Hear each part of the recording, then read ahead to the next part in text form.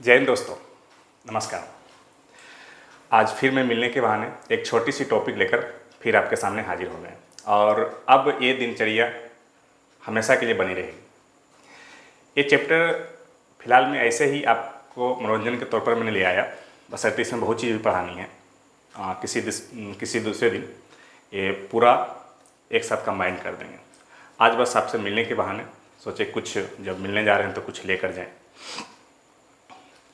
ये वीडियो, ये वाला टॉपिक जो है इसलिए इम्पोर्टेंट है कि ये एग्ज़ाम में अक्सर आते नहीं हैं, कदा कभी आते हैं। इसीलिए जो अच्छे स्टूडेंट भी जो हैं वो मतलब रिवीजन से हट जाते हैं और यही कारण है कि हट जाने के कारण इससे सवाल हमेशा लड़कों से छूट जाता है। यदि ये सवाल आप बना देते हैं तो समझिए हज़ारों लड़कों से आप आगे निकल जाएंगे। तो मैं आशा करता हूँ कि आप लोग ठीक होंगे। और आइए, जो एक टॉपिक है, ये टॉपिक है आपका किस्त, इंस्टॉलमेंट। बशर्ते परीक्षा की भाषा में कुछ अलग अलग तरह की बातें लिखी हो सकती है। जैसे कि हो सकता है कि हिंदी के एग्ज़ाम में तो किस्त लिखा हो, वार्षिक किस्त लिखा हो, और इंग्लिश मीडियम के एग्ज़ाम में जो हो उसमें इंस्टॉलमेंट लिखा रह सकता है। Annual instalment, annual income, annual revenue, annual payment, इस रूप के मतलब कि एग्ज़ाम की भाषा में लिखा हो सकता है। तो आप किस्त और इंस्टॉलमेंट मतलब किस्त ही इंस्टॉलमेंट ना समझें, मतलब कि एनुअल इनकम भी हो सकता है, एनुअल रिवेन्यू भी हो सकता है और एनुअल पेमेंट भी हो सकता है। तो ये जो इनसे जो किस्त, जो इंस्टॉलमेंट से जो सवाल हैं, ये दो तरह से पूछे जा सकते हैं आपको, चक्रवृद्धि ब्याज से और साधारण ब्याज से। साधारण और चक्रवृद्धि दोनों से पूछे जाते हैं। दोनों ही सिंपल है, बस ये हमेशा कंटिन्यू में नहीं रहता है, तो इसीलिए थोड़ा दिमाग से लड़कों को हट जाता है। तो आइए पहले साधारण देख लेते हैं और उसके बाद कंपाउंड इंटरेस्ट, चक्रवृद्धि ब्याज देख लेंगे। इसका ऐसे एक फॉर्मूला होता है, instalment equal to instalment equal to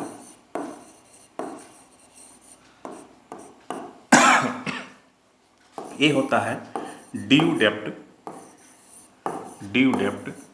दे धन, इसको हिंदी में आप दे धन बोल सकते हैं। दे धन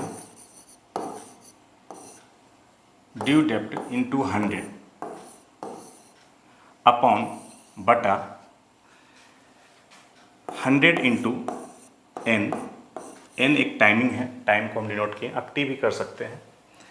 अब plus R into N into N minus 1/2। ये आया कहाँ से, मैं आपको प्रूव करके बताऊंगा। एन इंटू एन माइनस 2 कहाँ से इसमें ऐड हुआ। ये एन इंटू एन रियल कहा जाए तो ये जो है आपका, ये रियल में होल नंबर का फॉर्मूला है। यानी कि होल नंबर को जब हम ऐड करते हैं, होल नंबर को जब ऐड करते हैं तो उनके लिए इसका इस्तेमाल किया जाता है। कैसे आता है मैं आपको बताऊंगा। होल नंबर मतलब पूर्ण संख्या, वैसी संख्या जो जीरो से स्टार्ट होती है, जीरो से शुरू होने वाली, जीरो से शुरू होने वाली, जीरो से शुरू होने वाली संख्या को होल नंबर कहते हैं। उनके योग को जोड़ना हो, जैसे 0, 1, 2, 3, 4, 5, 6, तो उसके लिए ये फॉर्मूला लगाया जाता है। वही फॉर्मूला इसमें यूज हुआ है। कैसे हुआ मैं आपको डिटेल से बताऊंगा। अच्छे, फिलहाल इसमें एक चीज़ आप देखे होंगे, जैसे ही हम ये फॉर्मूला लिखे हैं इसमें क्या क्या चीज़ शामिल हुआ। तो आप कह सकते हैं कि सर इसमें तो मैं देख रहा हूँ, एक तो आप इंस्टॉलमेंट लिखे हैं, एक आप दे धन ड्यू डेप्ट लिखे हैं, और एक मुझे आर दिखाई दे रहा है, और एक मुझे टाइम दिखाई दे रहा है एन। यानी कि टोटल 1, 2, 3, 4, यानी ये 4 टर्म शामिल है। यानी इनमें से कोई भी 3 टर्म होने के बाद आप अगले चौथे टर्म निकाल सकते हैं। तो आइए कुछ सवाल लेकर आए। सवाल हम पहले ही इसलिए लिख लिए कि मुझे टाइम ना लगे, और अभी तो हमारे पास ऐसा कोई संसाधन है नहीं, तो अभी फ़िलहाल मैं हाथ से लिखकर काम चला रहा हूँ। तो आइए देखते हैं। ये सवाल मैंने लाया सिंपल ही छोटा सा ही सवाल आया कि आपको समझने में सहूलियत और आसानियत हो। किसी पेन का नगद मूल्य 60 रुपये है, परंतु वही पेन 20 रुपया नगद वो अगले 6 महीने 8 रुपये की 6 समान किस्तों में भी खरीद सकते हैं, तो दर ज्ञात करें।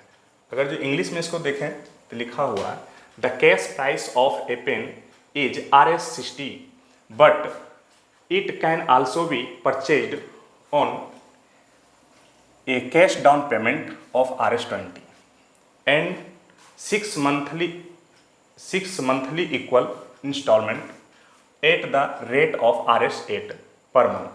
Find the rate of percentage, यानी कि रेट निकालना है। तो देखते हैं।